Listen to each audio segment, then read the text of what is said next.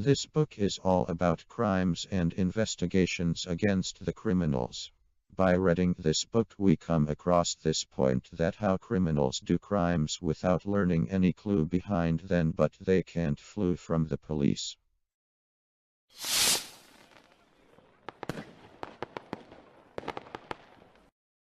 Ronald Torbay plans to murder his third wife Edith and try to make it an accident.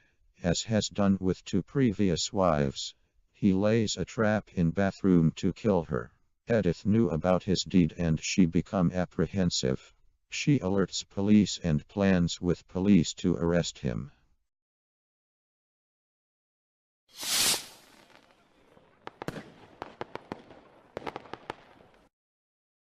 The car accident happened. It seems an accident, but it was essentially murder.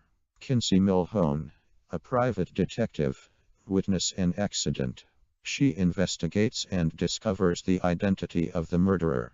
But in his attempt to escape, the killer crashes his car and dies in exactly the same spot where he committed the murder.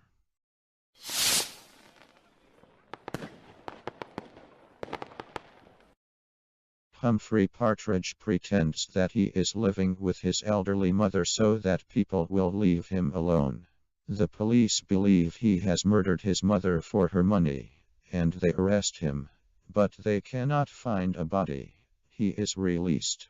Hearing that he was won a lot of money, his mother appears and he really killed her. He confesses his crime, but this time they do not believe him.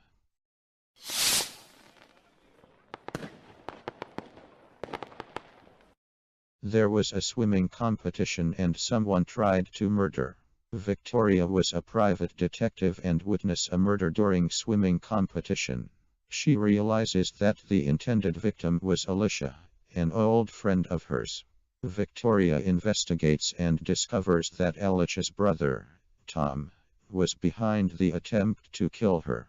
She finds Alicia and Tom at the swimming pool in their old high school, but she arrives too late to save Alicia's life.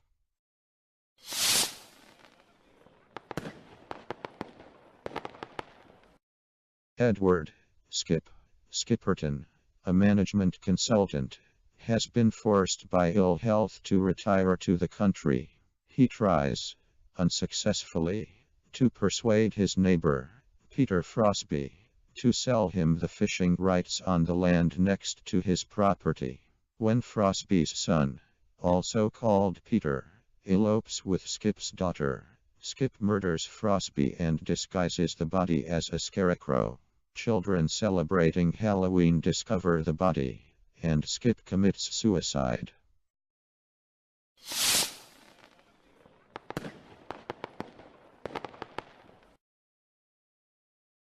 Clive Wilkes is obsessed by a waxworks museum, Madame Thibault's Hall of Waxworks.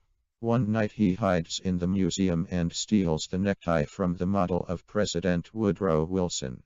The following week he hides there again, and this time he kills 3 members of the museum staff.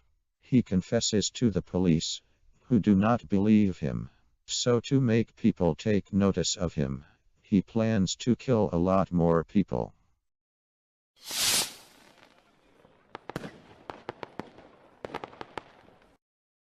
Wanting to lose weight, Albert's second wife, Emily, goes secretly to a health farm. Emily's sister, Millicent, believes that Albert has murdered her and tries to scare him into confessing. But Albert has planned to make himself appear to be guilty, so that Millicent will be obliged to give Albert and Emily the financial help they need.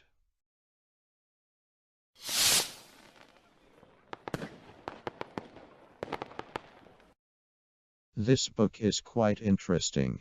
The author's way of writing makes the people eager to know what.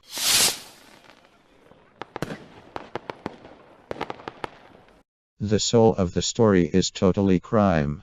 Most of the stories are about murder. We see what can drive a person to murder. Some people are or frightened or clever person. Will be next.